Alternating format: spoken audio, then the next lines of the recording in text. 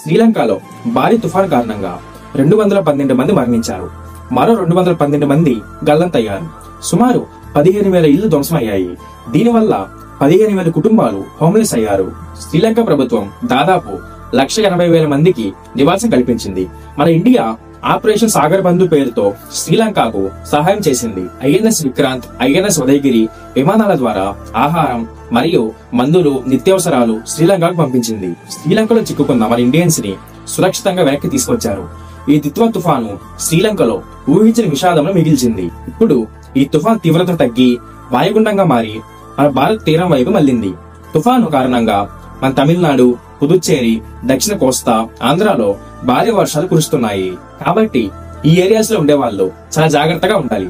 ఇటువంటి informative videos అలాగే real గా జరిగిన హర్రర్ స్టోరీస్ మన ఛానల్లో డైలీ ఒకటి వస్తుంది. సో మీరు మిస్ అవ్వకుండా ఉండాలంటే ఈ ఛానల్ ను ఇప్పుడే సబ్స్క్రైబ్ చేసుకోండి.